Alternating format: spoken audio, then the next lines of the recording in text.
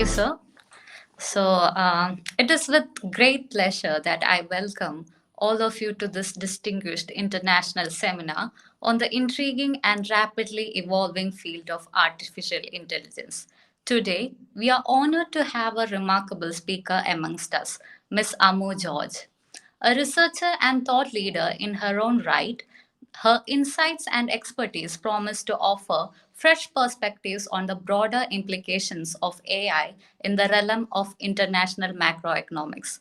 Ms. Ammu George serves as a research fellow at the Asia Competitiveness Institute, nestled within the esteemed Lee Kuan Yew School of Public Policy at the National University of Singapore.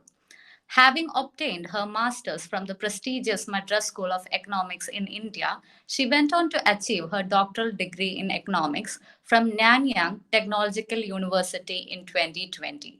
She has honed her skills and insights in the corporate arena, serving as an economist with Ernst and Young and Willis Tower Watson. Her time as a teaching assistant at the Nanyang Technological University underscores her commitment to nurturing the next generation of thinkers and leaders. With great anticipation, let us welcome Ms. Ammu George. Welcome, ma'am. Thank you, Deepa, for the warm introduction. Just let me share my slides for the presentation today.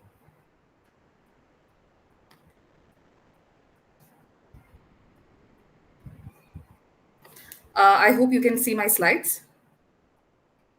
Yes, we can see. All right, okay. So first of all, let me start by thanking both Shema and Sam for giving me this opportunity to present my kind of initial research on the invisible hand becoming artificial, exploring the risk and potential of AI. So Shema and me go way back. We were both undergrad students at Madras College, me being a student of economics and Shema being a student of communicative English. And Shema was a person who opened my eyes to feminist literature, and I hope the students at Naipunya are, do get the similar privilege from Shema to understand more about feminist literature. I understand that most of the audience today belongs to the English department. So kindly bear with me. I am an economist by training. So as Deepa just mentioned, I am working as a research fellow with the Asia Competitiveness Institute at the Lee Kuan Yew School of Public Policy, National University of Singapore. So in my institute, my research broadly covers understanding the competitiveness of subnational economies in ASEAN, China, and India. And with the recent, kind of revolution associated with AI, we are also interested in finding out the implications that could have on the competitiveness of economies. So I will briefly, kind of take you through the kind of important questions that could arise from the AI perspective. And I've tried to make it as, relatable to a broader audience as possible. So if you have any questions, please feel free to ask. So to start with the introduction, let me say, AI has permeated our lives kind of incrementally over the years. So starting from the technology that powers our smartphones to, like driverless cars, artificial intelligence has garnered the attention of the world at a tremendous scale. But even more than artificial intelligence, the generative AI, which is the recent ChatGPT or its competitors like Google Bard, that has even more unique implications. As they have this ability to communicate with anyone. So the user interface is tremendous. It's almost as if you are speaking to another individual or another colleague, say, and you can brainstorm ideas with this interface and see how the activities go about. So the implications of this generative AI, so the purview extends from, say, routine tasks like data cleaning to more intricate tasks like writing text or composing music and creating digital art. So these are all very kind of unique things that humans could do, only humans could do earlier, but then now AI can also do it. So from these developments, there are certain questions that are facing the stakeholders. So the stakeholders could be governments, could be businesses or policy think tanks, or even people like you and me. So, what is the generative AI's impact on business and society? So, this is the question that I will try to address in the presentation today, using existing research findings and certain snippets from world organizations which have kind of raised certain important queries on this particular topic. So, first, let me start by giving you some context on artificial intelligence through the lens of economics. So, in economics, we are always interested, in the production of output by firms. So, by output, I mean, a good proxy would be the gross domestic product or GDP. So, you would, of course, read in newspaper articles that, the GDP growth is increasing or declining. With the pandemic, there is a recession, or after the pandemic, there is a recovery. So, this recession or recovery is always measured using GDP growth.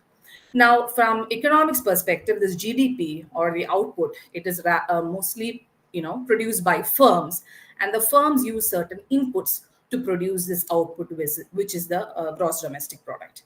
And what are the inputs of production? So mostly the traditional economic models, they consider two inputs of production.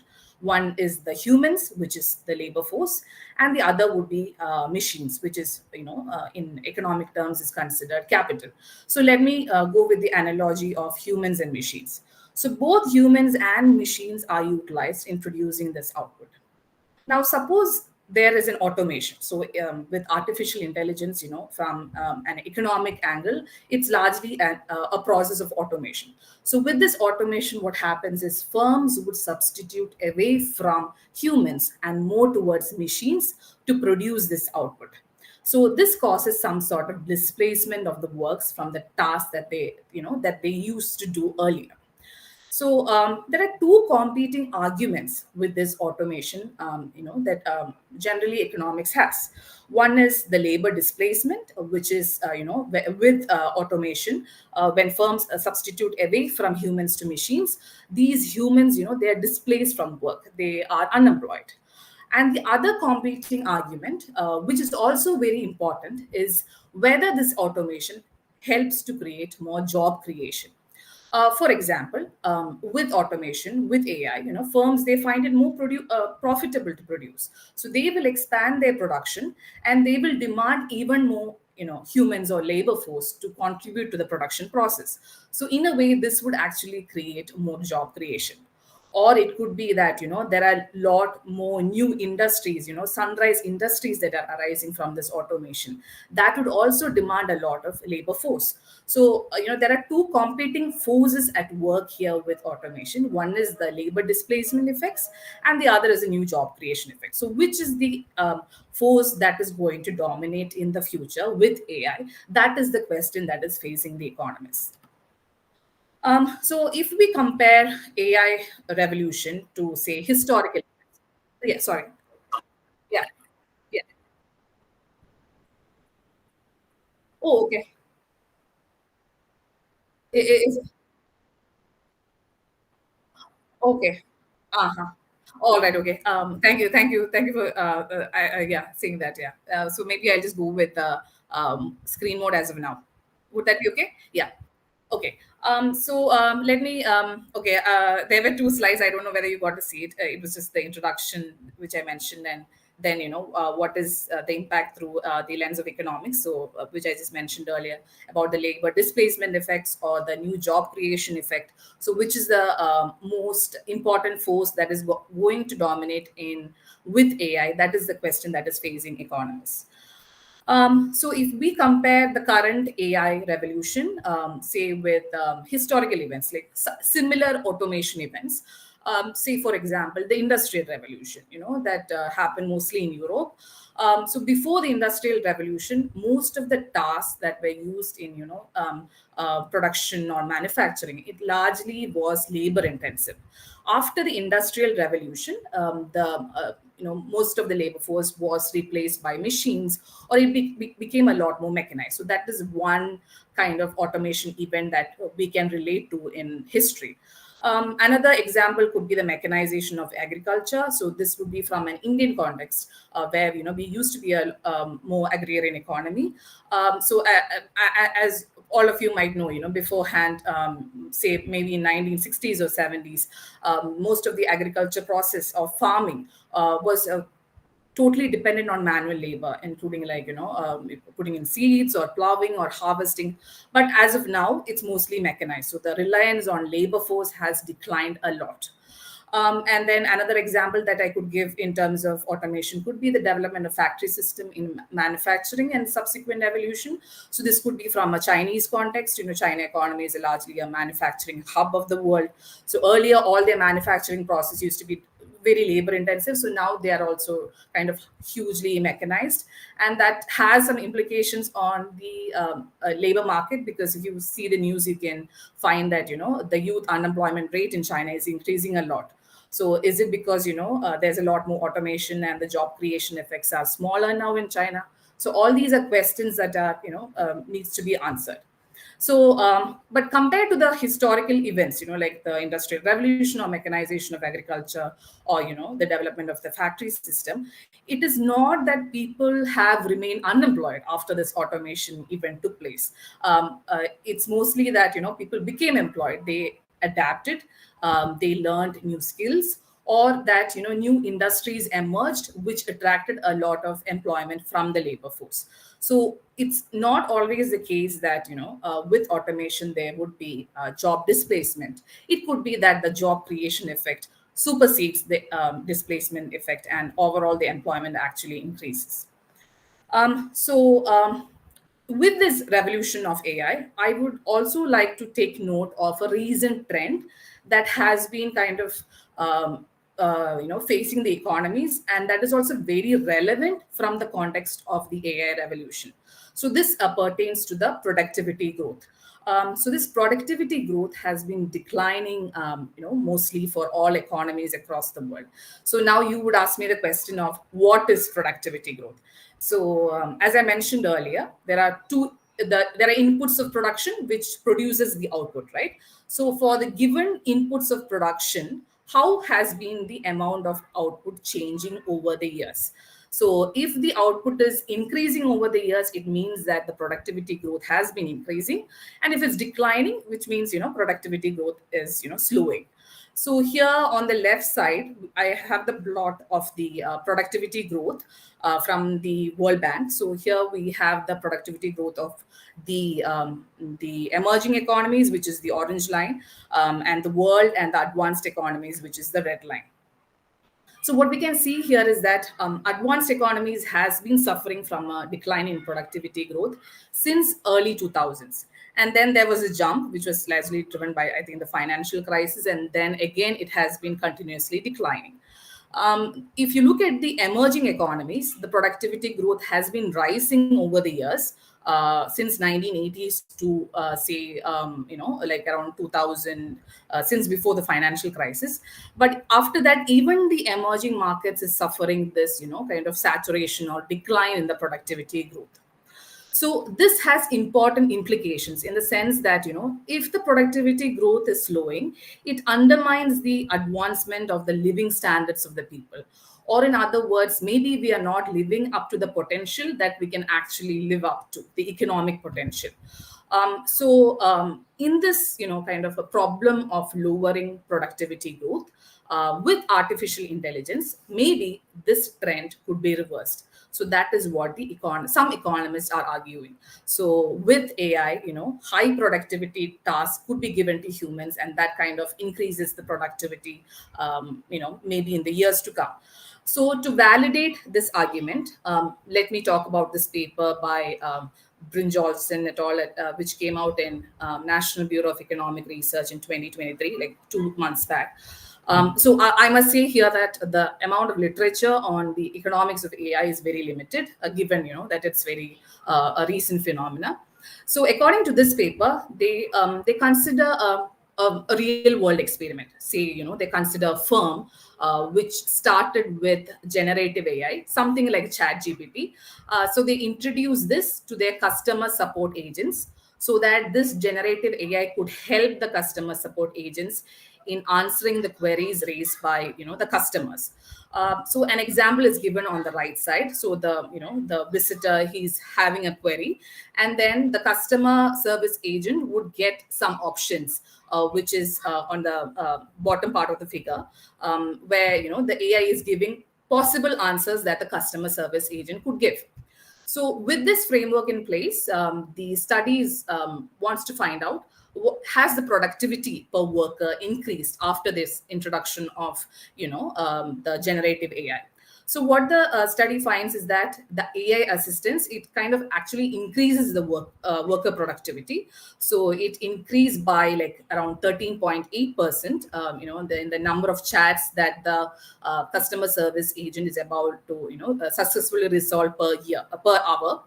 And what they find interestingly is that this assistance from say generative AI like ChatGPT, this is largely assisting the less skilled and less experienced people, because for a highly skilled and highly experienced people, they already know the ins and outs of the trade, so they don't need the generative AI in helping them to formulate answers.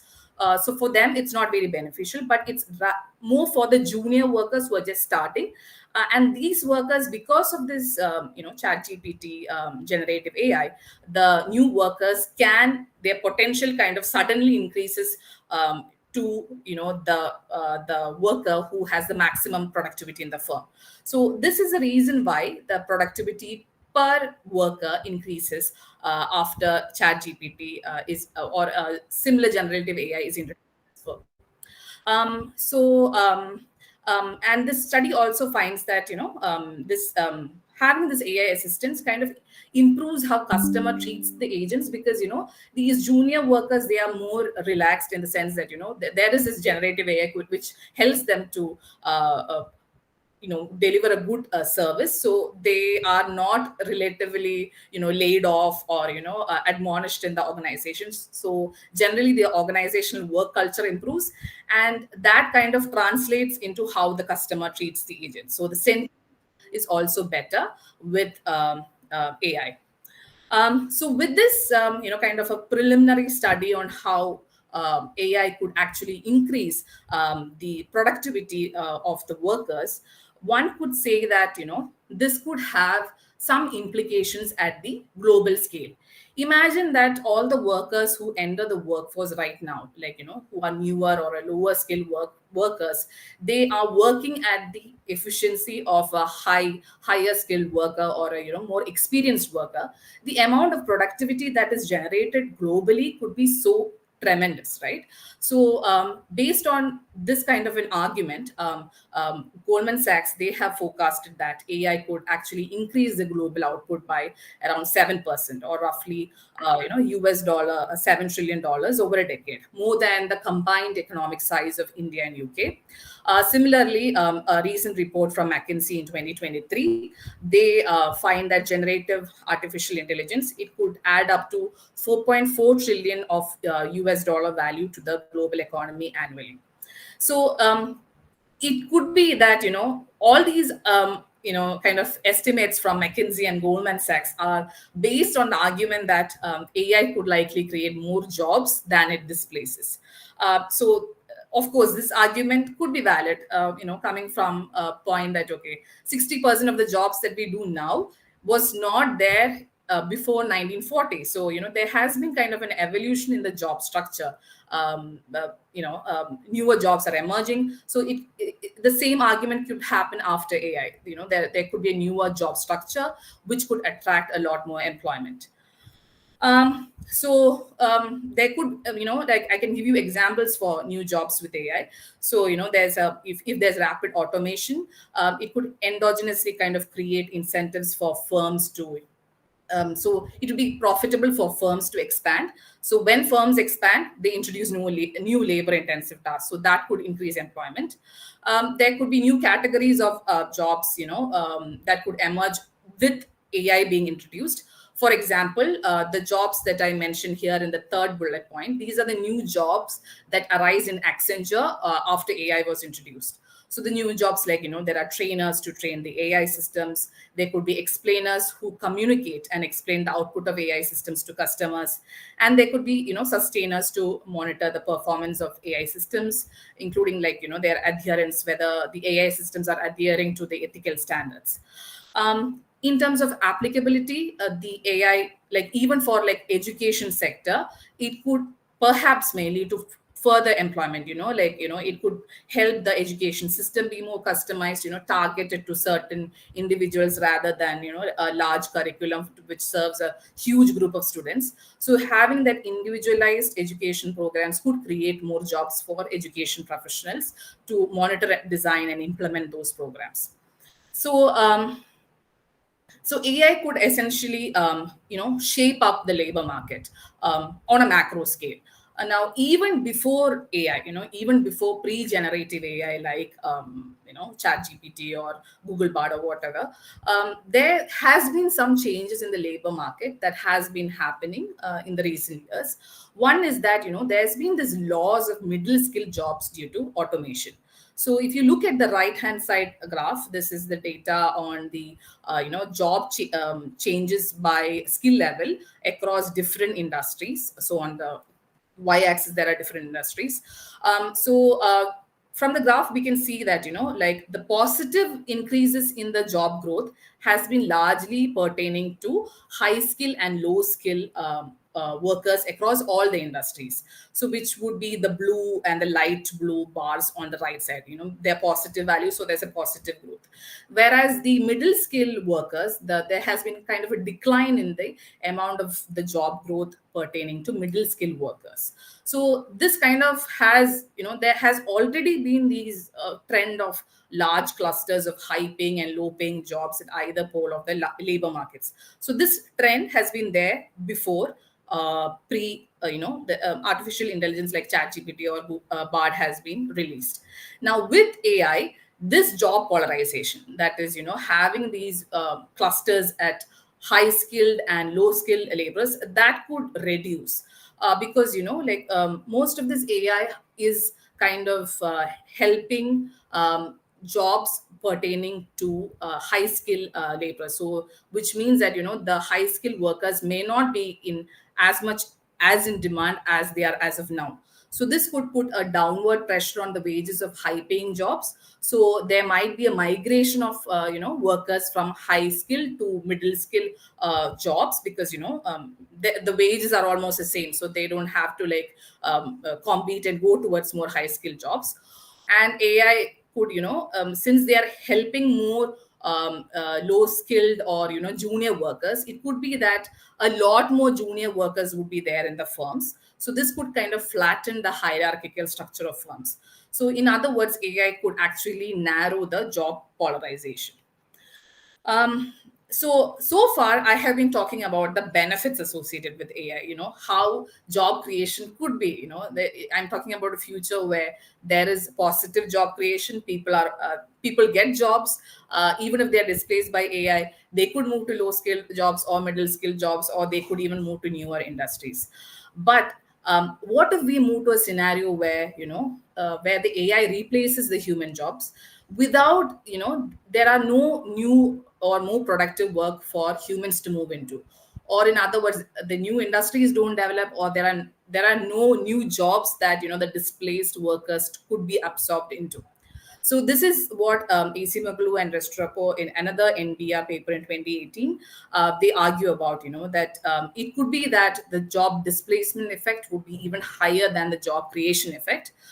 So we have to consider the broad negative effect that this automation through AI could have on employment, and the kind of social upheaval that it could cause.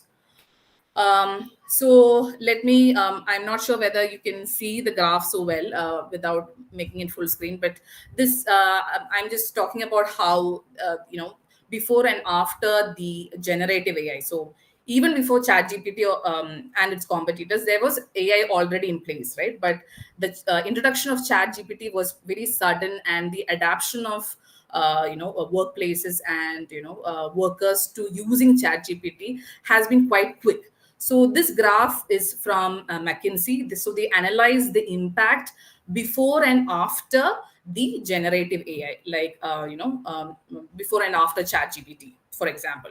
So they say that in their this was released this last month. So in their report, they mentioned that the skills that humans have, which is categorized on the left side of the graph. So all these skills that humans have, the AI technology, through AI, they can achieve human level capabilities even sooner than that was previously thought, because of this sudden emergence of generative AI. So earlier it was thought that, say for example, coordination with multiple agents, the first one, will be achieved only closer to 2060. But now with the generative AI already being released, the year at which they could the technology could adopt at least human potential is, say, perhaps in another 5 years time. So the rate at which we are moving to automation is tremendous after the generation of the chat gpt and Google part. Now, if you look at the automation from a country perspective, so here we have both the early scenario and the late scenario. And early scenario is, you're getting more aggressive on generative AI. So on the late scenario, there's no generative AI. You're considering the context of just artificial intelligence, but no chat GPT. On the right side, we can see that countries who go for more than 50% adoption, that will happen, say, maybe after 2065 for India. The blue line is India. But with the recent release of generative AI, this kind of adoption of more than 50% AI for countries, it's going to be far sooner than earlier thought. And what we can see is that there's some disparities between the advanced countries and the emerging countries. So, for example, countries like United States and, say, Germany and Japan, they would, at go for more than 50% automation across their economy even sooner than, say, emerging economies like Mexico and India. So India, it could be even later, maybe because of the intricate kind of points regarding our economy. Again, considering the difference between the generative AI and the normal AI, so here there we are looking at the impact of AI by occupation group. So if you look at the black bar, that was the impact of just AI on the occupation group, but the blue bar is the impact with the generative AI, with the recent release of ChatGPT on different education categories. So if you look at the difference in the space between the blue and the black bars, so that kind of captures the the effect of generative AI. And that effect of generative AI is largely on educators, like most of us in this presentation, attending this presentation, and professionals and creatives. And the impact is of generative AI is largely smaller for more blue collar occupations, like, say, mechanical installation, repair, agriculture, and builders. So this impact is going to be felt more by say people who use more creative skills or applied skills. So we are the workforce who are going to be more impacted because of generative AI, perhaps more job displacement. And interestingly, we can also see that this effect of generative AI, which, as I mentioned earlier, is the difference between the blue and the black bar. So that is even higher. The impact of the generative AI is even higher for more educated occupation groups. So people with a master's, PhD or higher, they are going to get even more displaced with generative AI as compared to people who have just no high school degree. Say, but this is based on data using US, but I believe we can kind of have similar applications for other countries as well.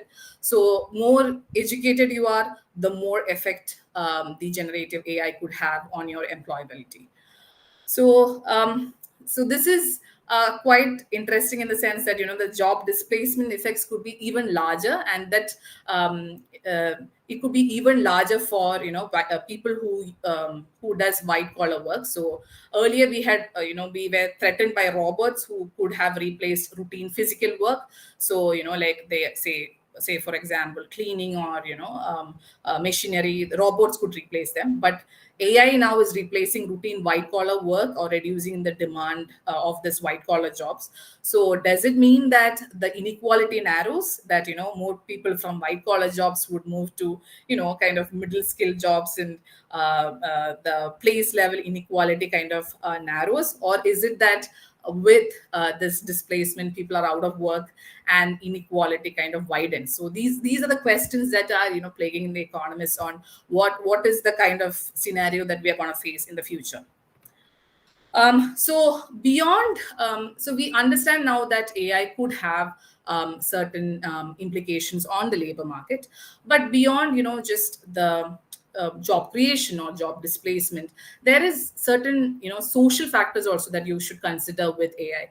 So as an economist also, like people might say economics is a science of money, but that is not generally the case. Like what the research that we do is we look at kind of policy frameworks that maximizes social welfare. And of course that social welfare is highly dependent on money, but there is a social angle to the economic research as well.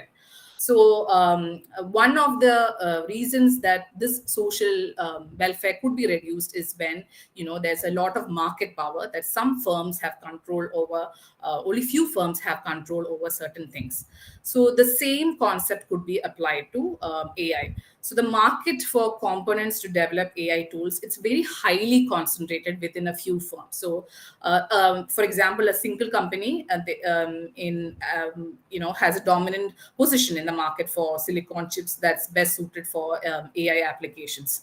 And we always know about this, semiconductor industry. The kind of trade war between US, China, Taiwan. So all these are different elements that kind of talks about how certain countries or certain firms could be more dominant in controlling the industry. And this applies to the AI industry as well. So many of these AI models, they require massive computing power and huge amounts of data. So to sustain this kind of a business model, only very few firms with a lot of economic power could handle this kind of a framework. So but that goes against kind of a social mandate, because you have a lot of market power being concentrated within a few firms, and that could kind of adversely affect the agents of the world, because they have the market power. They could increase the price markup, and people may not be benefiting when few firms have control over this industry. So what we need is that the invisible hand is not enough. So now okay, from the title, I should have explained this at the title stage itself.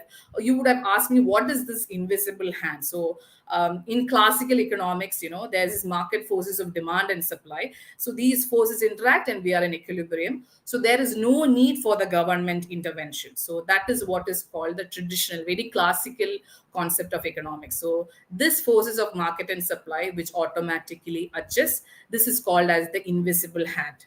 But now this invisible hand is turning more artificial, because the AI has access to a lot of data, and this data could influence the market demand and market supply forces. So this invisible hand becoming AI may not be conducive for people like you and me. So governments need to come out with regulations that ensure that AI is used for the benefit of society. So because AI uses a lot of data, and this data could be biased, and that could have implications on the decisions that you and I make. So the government needs to come out with regulations that ensure AI is actually used for the benefit of the society. So it's not only a new rules, it has to be a totally different kind of revamp of the legal framework, because you're talking about questions that didn't exist so far in the world. So EU's Artificial Intelligence Act could be a good example as a starting point. So when I talk about job displacement, the government should also consider building social safety nets to help those whose jobs are displaced. So most of the people who I mentioned earlier, they could be working in firms, corporate firms, where they don't have, say, perhaps access to social safety nets if their jobs are displaced. So the governments should consider, understand the scenario and perhaps adapt to an environment where social safety nets needs to be supported for those who are working in the private sector as well. Then there should be adjustments to the education system. For example, with AI, the kind of industries or the skills that is required by the private sector would be changing. So there has to be adjustments to the education system so that the labor force who are coming out, they are very ready and adaptable to the change in the skill requirements. Say, for example, I can give an example of Singapore. So they have a skills future. So the Singapore government kind of sponsors Singaporean citizens to go for AI ready skills related courses like this. This funding is given to people who are at the age of 40 to people who are at the age of 20. So this is like a continuous learning process. So this kind of adjustments to the education system, the governments have to take an active role towards that. And there also needs to be international coordination on regulation, because AI operates across borders. So you may have heard about the personal data protection bill from the Indian government. So that has not been passed as of now. So it means that it's the data that the firm or organization collects, it's not only used within the borders of a country. That data could be kind of easily flown to other countries as well. So where is this data being utilized, how is it applied? So all this, the governments need to have some understanding on this, some rules regarding this.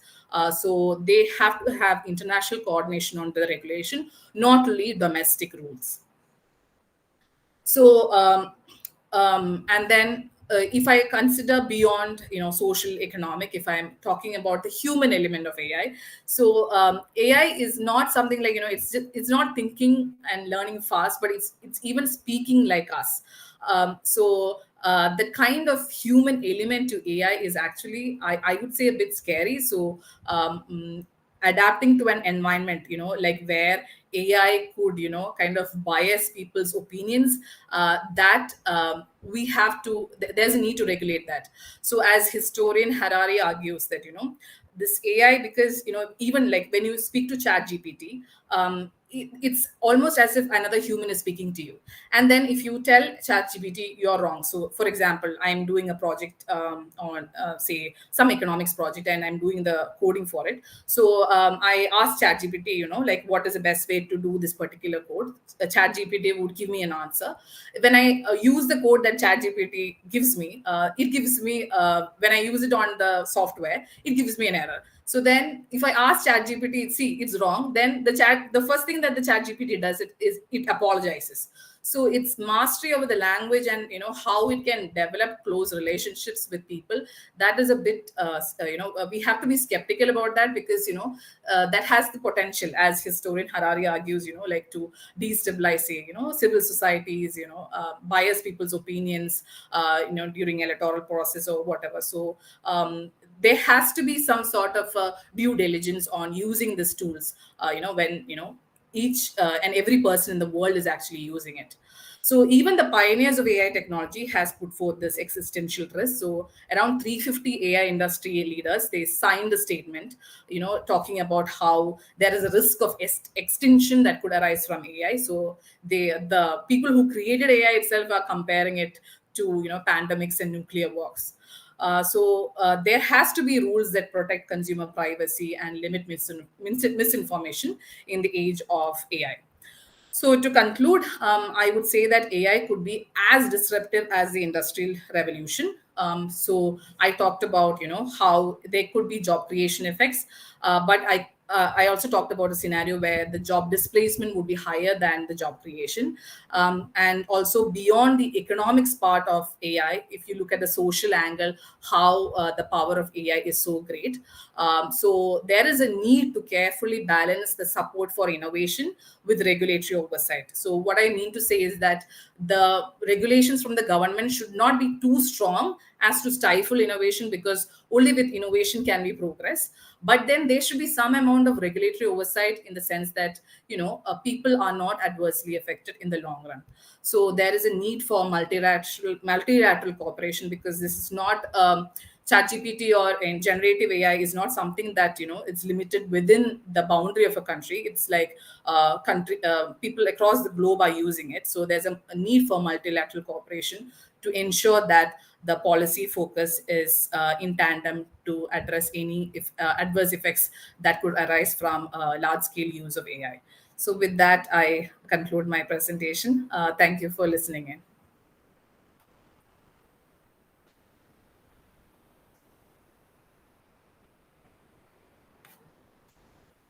Um,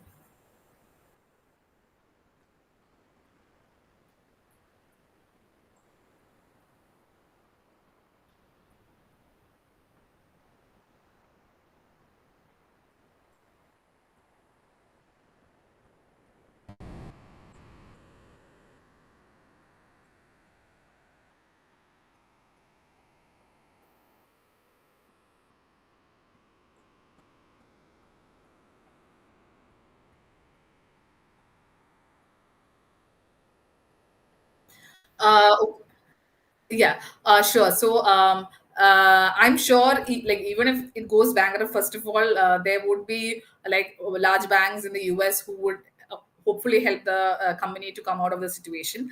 But most likely it could be acquired, by say bigger tech firms.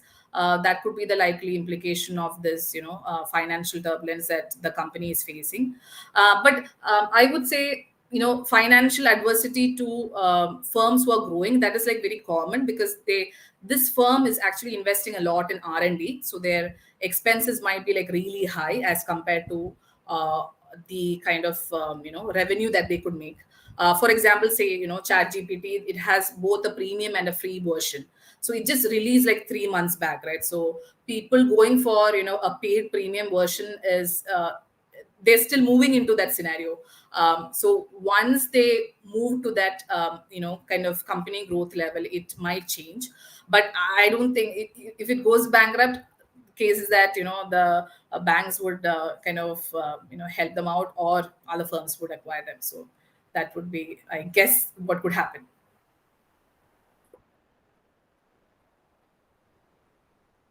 Yes, yes, yeah. By yeah, right. Yeah, yeah, but the valuation is too high, right? Yeah. Yeah.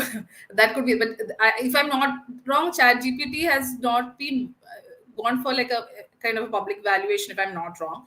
But like companies during initial phases, like before they go for any sort of offerings, public offerings, it's very likely that their expenses are very high. But I guess they will just live through it. It's a huge innovation.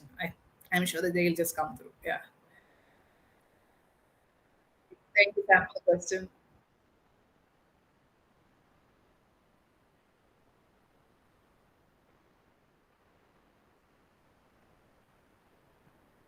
Hi, ma'am. Hello.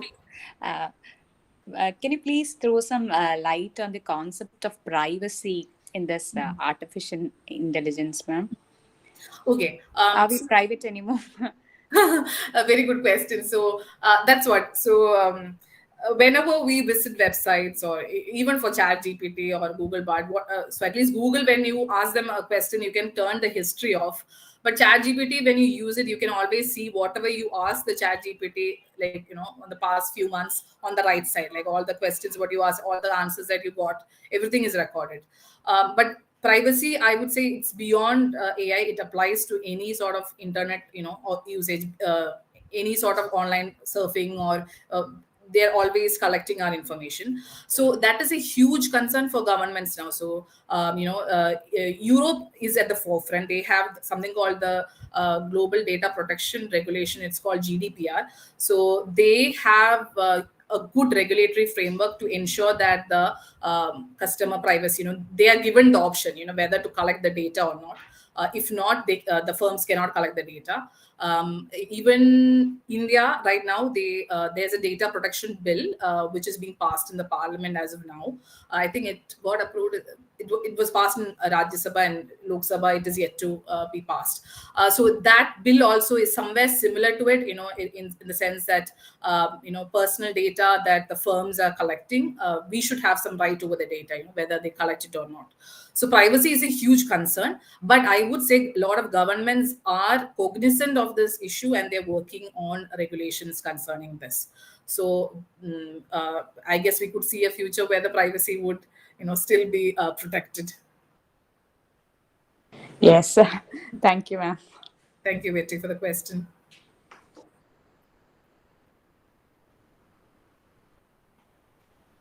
Ma'am, I have a question, and it's related to teaching and AI. So, do you think AI can replace teachers in future? Like, I have been hearing stories about that for a while now. Yeah. So, what take on that? Yeah, so as I showed you earlier, the impact of generative AI, the maximum effect is on teachers.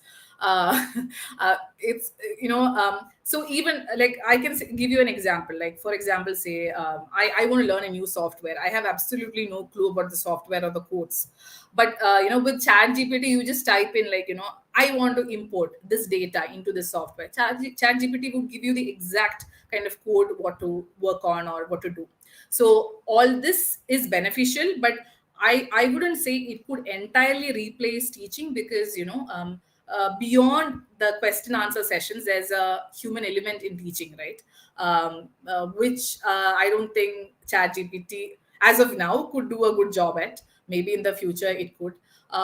Say for example, like if I am asking, there's a literature review, what do you think of this paper? ChatGPT can't give like a very good assessment of written article on it. So as teachers we can make that kind of assessment, right? So I would say teachers would still be relevant, but maybe the role might be reduced. So say from the responsibilities that we have as of now, maybe the scale of responsibilities would be narrower in the future. So that could be a possible future. Yeah, so we should all be scared, I guess. I don't know. Okay, thank you. Thank you for that answer. Thank you, Deepak.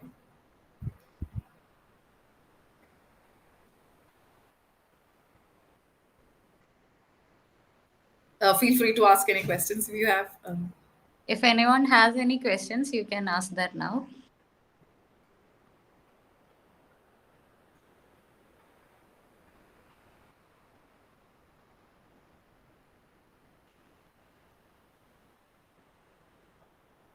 So I guess that's it for today's session. So it was a very insightful session, I would like to say, and it really was optimistic in some ways, but also scary in some other parts. So yeah, I would like to extend my heartfelt gratitude to the distinguished speaker, Ms. Ammu George, for gracing us with her expertise and insight.